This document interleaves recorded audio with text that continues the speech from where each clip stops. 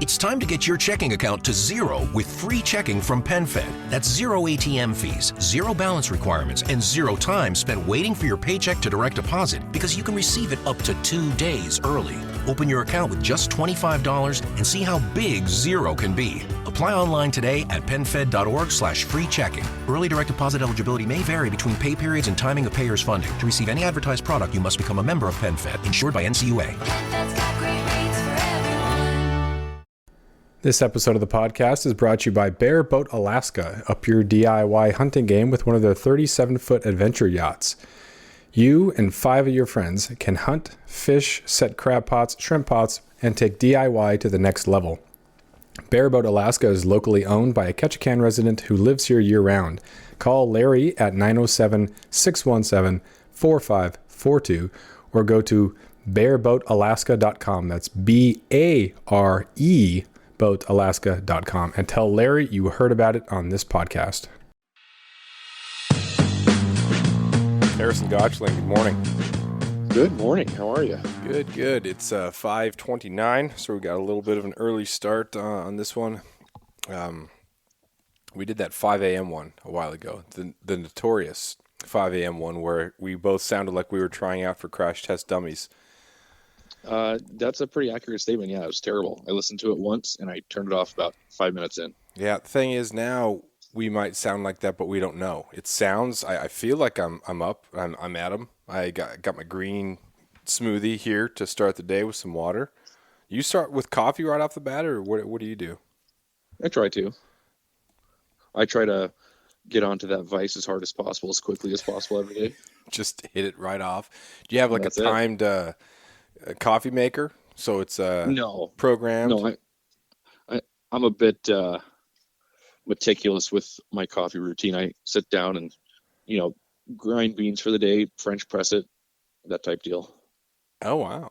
I do one of those pour throughs and push through, but I don't grind them every day. Gosh, that's like a commercial, man.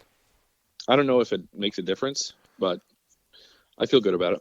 Well, it seems like if you get the whole beans, it's going to be less expensive. So if you're trying to save some money, then buy the whole beans, ground them up yourself, and then get at it. Yeah, for sure. I think that it's a lot fresher that way than buying just pre-ground crap from wherever.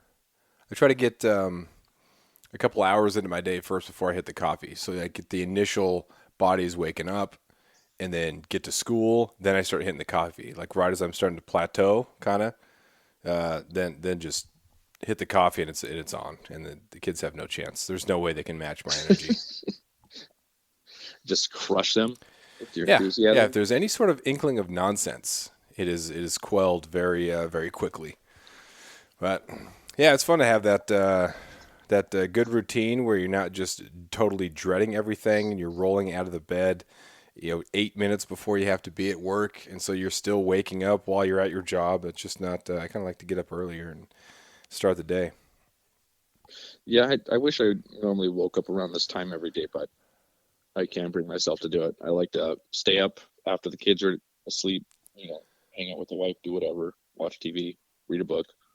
Yeah, that's a big difference. I can't sound like I'm some optimized human being here because not having kids, that makes a pretty massive difference. For now, just wait. Well, you keep sending me reels on Instagram. I don't know. We'll have to. We're going to make sure we have a really good conversation here, considering all the facts before we embark on thinking about kids. Okay. So, what is on the spring schedule for you? It was about this time 2 years ago that we were going on that caribou hunt. Is that still open, or is that quota closed? It used to be you'd have your late summer. It was like 3,000 animals, something like that. Then there's the winter one. Well, is that still going on? No, it opened late October this season, and it closed within 4 or 5 weeks, I think. The quota was pretty darn small. I think there was only like 400 animals for the area that we hunted when we were up here. But out of the 400, only 100 of them, I think, could have been cows. And then if people reported 100 cows, then it was immediately closed. Mm-hmm.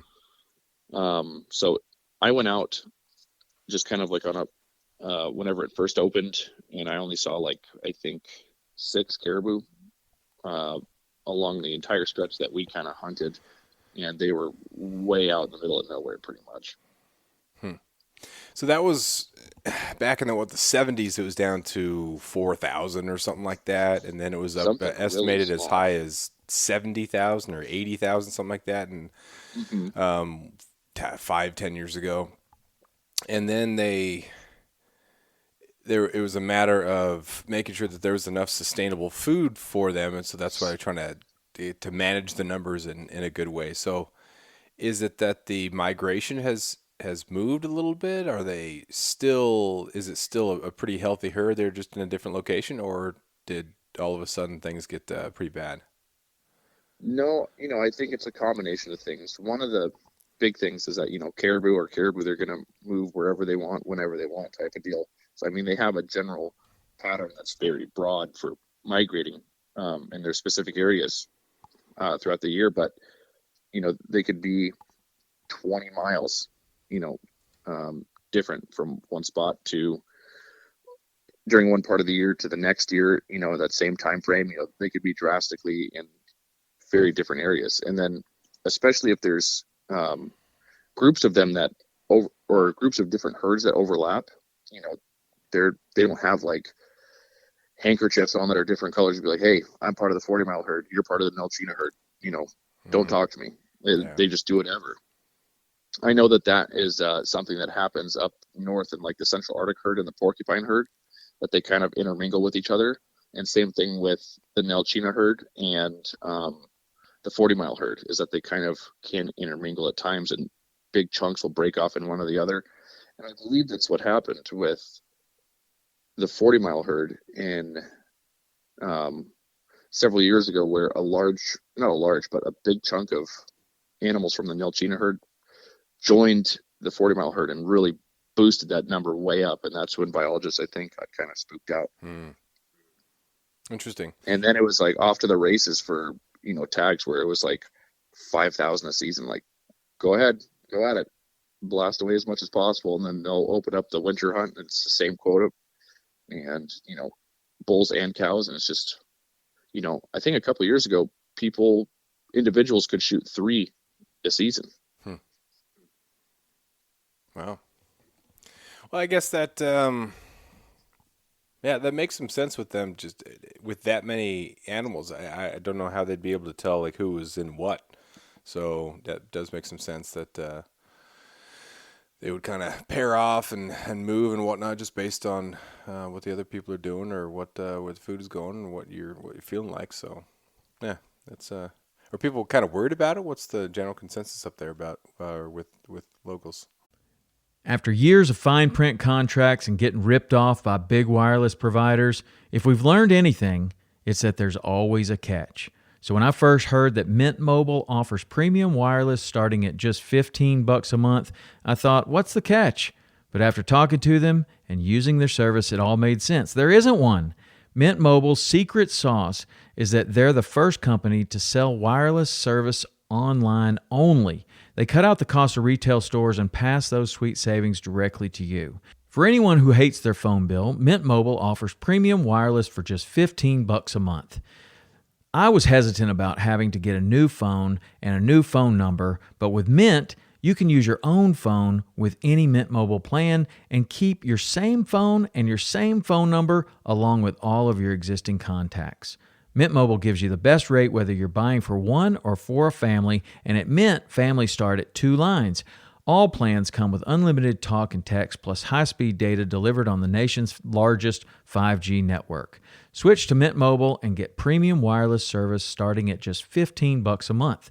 To get your new wireless plan for just $15 a month and to get the plans shipped to your door for free, go to mintmobile.com/waypoint. That is mintmobile.com/waypoint. Cut your wireless bill to $15 a month at mintmobile.com/waypoint.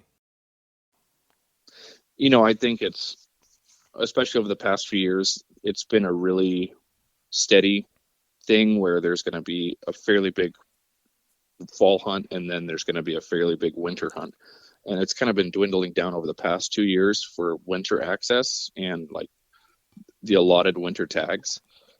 And I think people understand it for the most part. I think if it keeps heading in the direction that it is, there may be no winter hunt next year, depending on how many people shoot caribou in the fall.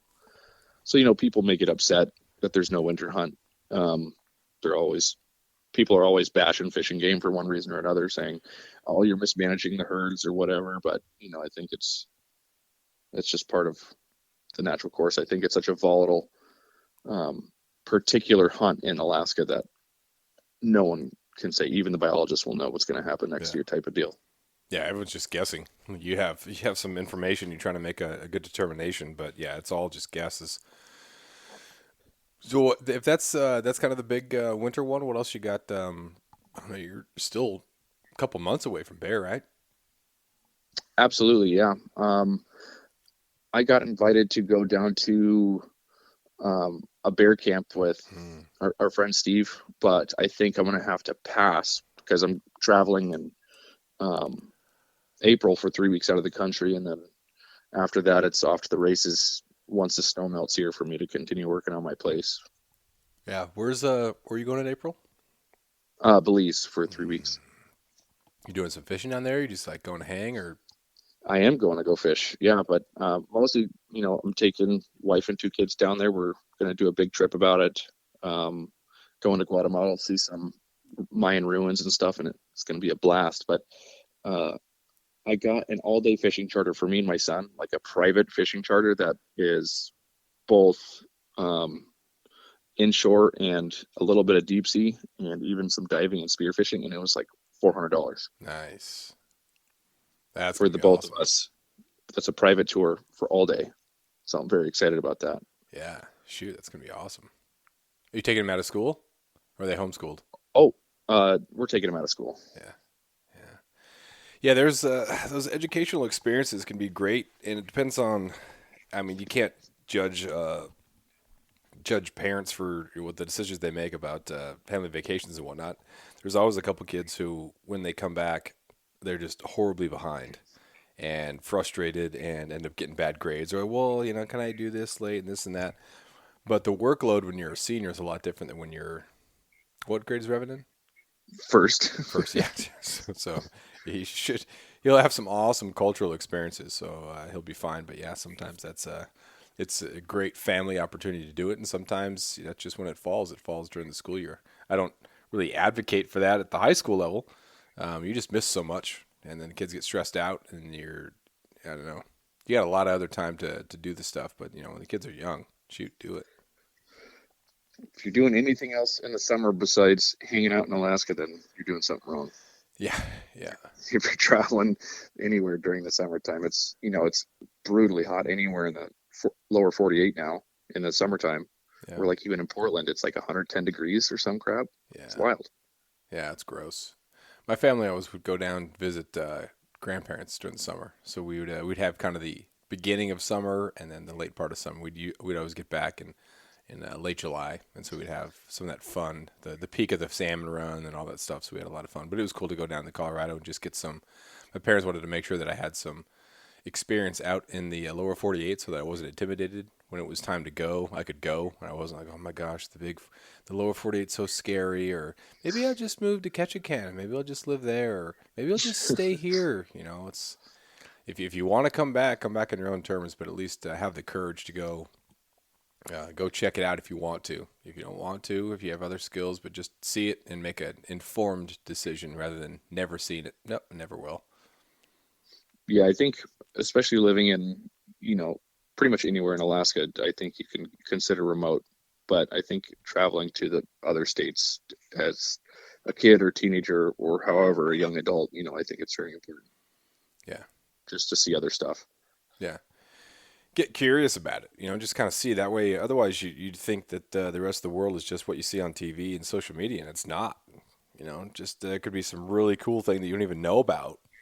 Some kids aren't passionate about anything yet. Like, I don't really, like anything. Well, that's because most of the stuff doesn't even exist to you yet. You got to go out there and, see some things, read some books, listen to some podcasts, and then kind of see some stuff in real life and think, oh, I didn't even consider this. This is pretty cool. That's part of the educational or development of a human, I guess, more than like an educational experience. But it is educational too.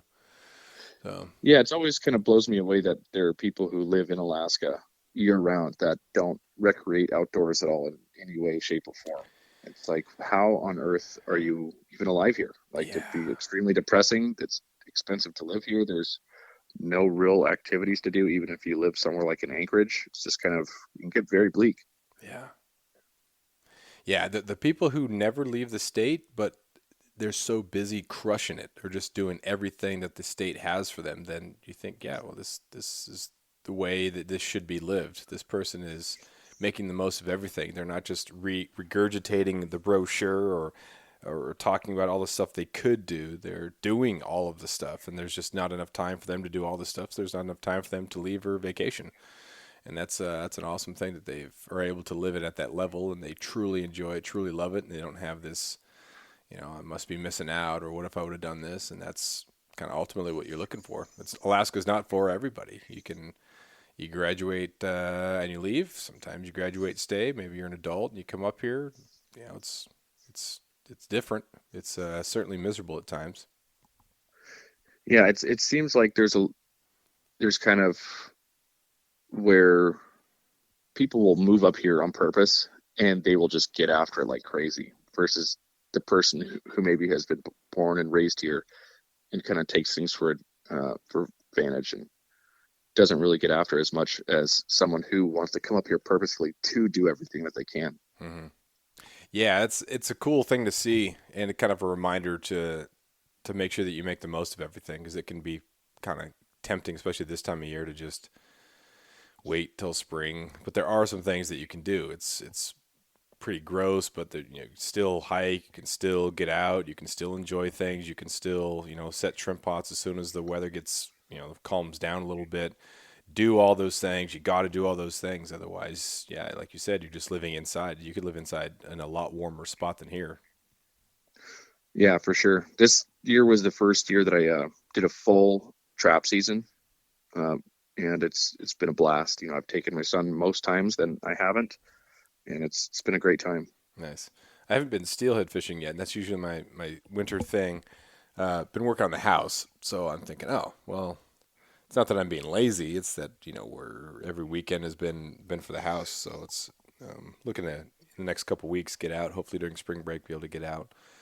But yeah, before everybody starts showing up in May, it's so nice to kind of have the river to yourself and just enjoy it as we start to crawl out of winter. But you guys start crawling out in like May, June, right? Or it's a really fast thing, right? I think we talked about this before. Like all of a sudden it's just freaking light and everything is melting and slushy, and then it's summer. Yeah, like our daylight right now is starting to get really nice. It's starting to get pretty darn light before I go to work, and then after I get off work, it's light for like at least an hour or so. So it makes it feel like we're definitely rounding the curve for sunlight, but there's still no warmth. It's supposed to be, it's supposed to be 20 below tomorrow, and so it's just normal. But I mean, the winter here has been extremely mild so far this season, and it's been very nice. Snowfall hasn't been too out of control, but I haven't got out to do as much ice fishing as I'd like to, but it's mostly because I have so much crap in storage right now in various locations. Yeah, I don't know where all my stuff is right now. Yeah, it's a tough one. I'm finding a lot of stuff as we're still unpacking boxes we're in, but then we had to build our shelves and whatnot to get stuff up on the shelves, and so we're finding stuff here and there, and looking at boat stuff because we're going to pick up a skiff, I think, and found the VHF radio but can't find the charger for it. I was like, oh my gosh, like where is this stupid thing? In all the chaos of this box is a whole bunch of junk, just throw it away, or who knows where it could have been. But I ended up finding it yesterday, so that was a big, big win. You don't want to buy another radio. You want to spend some money on some cooler stuff than that. But yeah, it's been pretty gross down here the last 4 or 5 days. We usually don't have many snow days. I think we average maybe like 0.7 snow days per year. We just don't just don't have them. We'll have some late starts every now and again so they can plow the roads, but we had snow, and then we had warmed up a little bit, then a bunch more snow, then more snow, and then it got cold, and it warmed up, snowed, rained on top of the snow, then started snowing again, and then got cold last night. So I think what was the total snowfall? Ended up being 10 or so inches. Wow. Maybe a foot over 3 days, which is, that's pretty typical when we get a big storm or, a little stretch of snow. That's kind of what we get. We get, 2 or 3 of those per year. But then the rain, like, that's the horrible thing. Usually just kind of dumps, but having the rain in between to make everything just heavy and icy, then it gets packed down on the road. And up there, you guys just drive on the packed down snow for 4 months or 3 months or whatever that is, but it's a lot lighter snow. I was amazed when we were up there for that caribou hunt how you were just able to drive and have traction when we were going up and down those hills when you had the trailer. I was puckering a little bit. Just another day. Just another day, yeah. So today the drive to school could be pretty interesting. So, like I said, it rained yesterday, and then it snowed in the evening a little bit, and then it's supposed to get real cold last night, so just freeze everything. That way, it's just a sheet of ice. That's what we're hoping for. And it's going to snow on top of it today. So, yeah, that's kind of what happened around Christmas time here last year, where we had, I think, 24 inches of snow in 48 hours, and then 3 inches of rain on top of that. And it made this horrible layer of crust. And, there was a lot of people that said that it just decimated the interior moose population and other ungulates and stuff, where it just has to make animals expend so much energy to go over it. And then if anything was under the snow, then they can't get out and they're done. And so it was kind of a bad situation.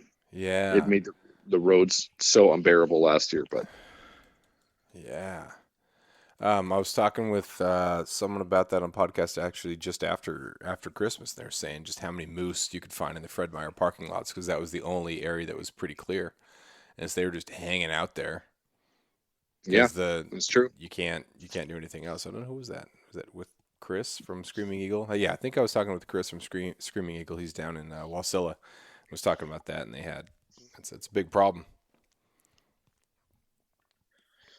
Yeah, it was quite a unique weather event that hopefully doesn't happen again here for quite a while. No, yeah, you get the normal weather, but you just can't have those exceptional ones that takes out a bunch of animals.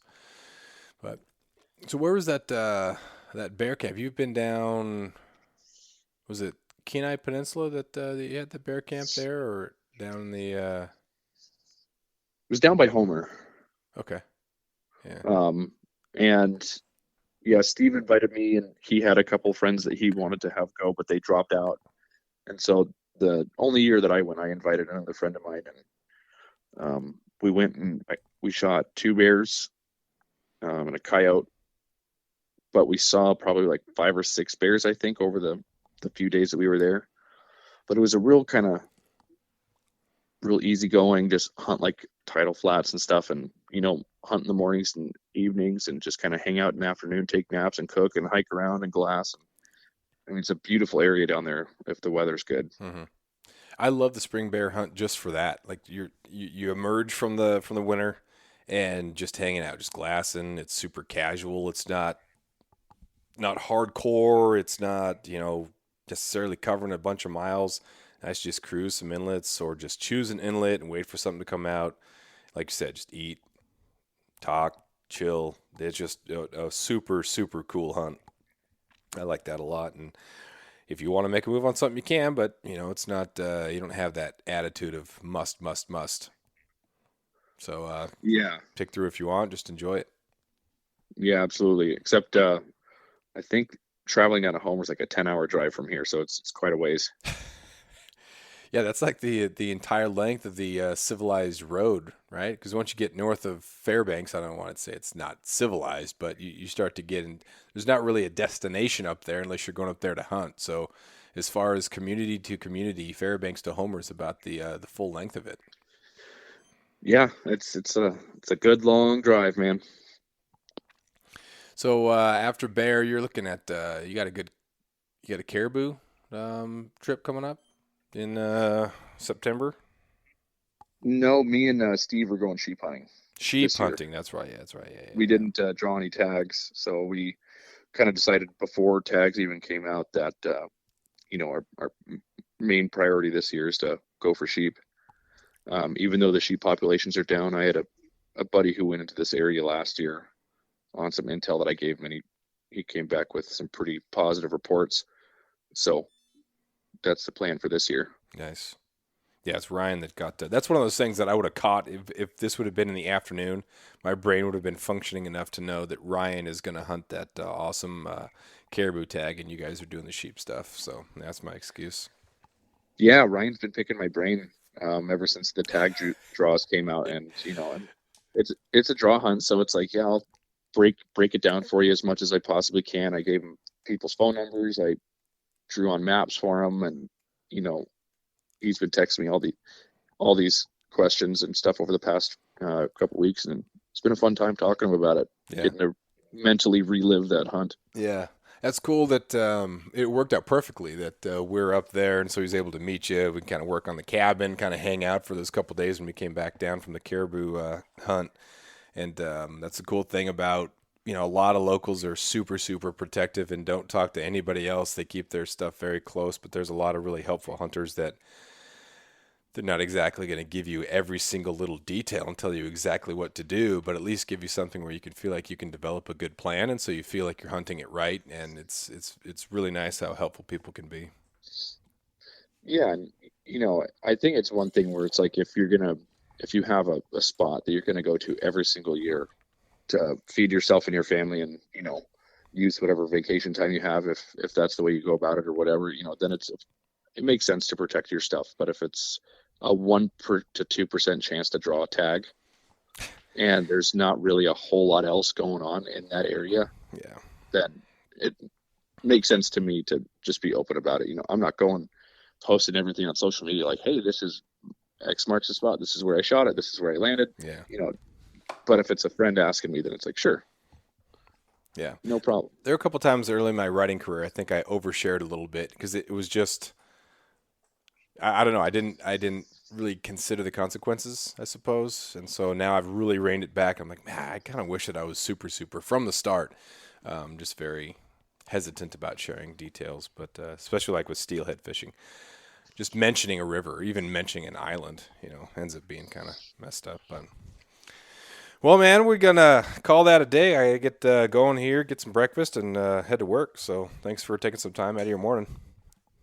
It was my pleasure, man. Thank you. Yeah, take care, man. You too. Later.